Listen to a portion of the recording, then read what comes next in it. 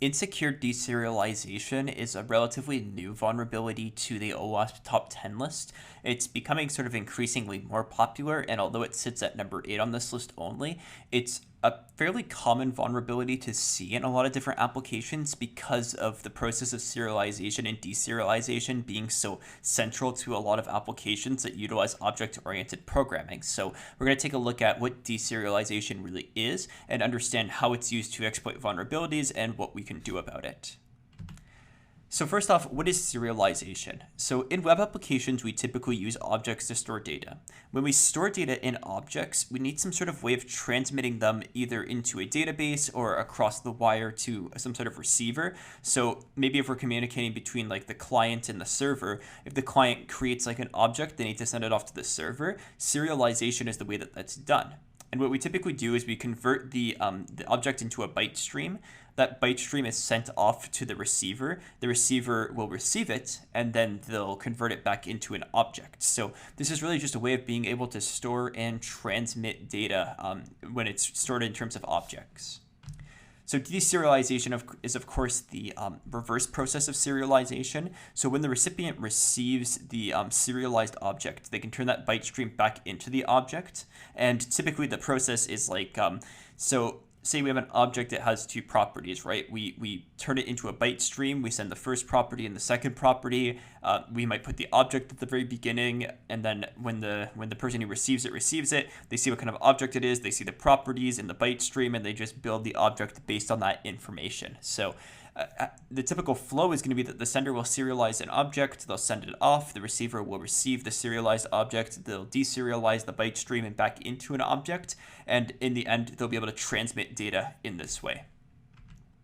So the vulnerability here is that an attacker can send their own data to be serialized, and then the deserialization process will be the portion that gets compromised. When the server pieces together the byte stream, we can potentially input data that is insecure. And if the server doesn't do proper validation on that data, it will potentially be able to cause some form of impact, whether it be escalation of privilege, remote code execution, information disclosure. There's a lot of different potential impacts of this type of vulnerability.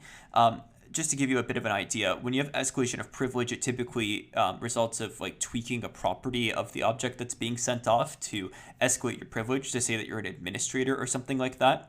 When this sort of thing happens, when the server receives the data, it will simply deserialize the object. It will turn it back into the object itself, and since it doesn't do any verification, it will just accept the object as is, assuming that everything you provided it is correct.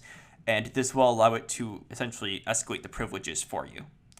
Remote code execution is a little bit more tricky. If we have a situation where we're sending like a command in an object, for instance, you could potentially pull off like a command injection by changing that command. And there's a few other different instances, like if we call specific functions or specific methods, we may be able to modify those pieces to be able to do remote code executions. And information disclosure, of course, comes from the idea of, if you send off maybe an object that has an ID in it, you might be able to alter the ID to get different sets of information out of that object. So those are the typical sort of impacts of this type of vulnerability.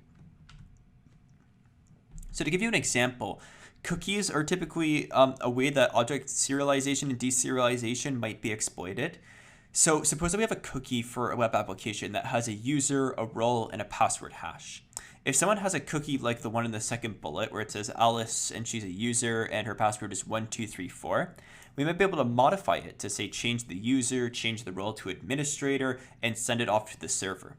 When the server receives this and deserializes it, it won't be verified server-side because we're just going to assume that the server is trusting the data, in which case it will see that an admin is trying to make an action, and it will accept it because an administrator will have the ability to do that action, which will mean that they'll get admin access without actually having an admin account. So this is a very common way that object deserialization might be used to exploit a system to do like an escalation of privilege.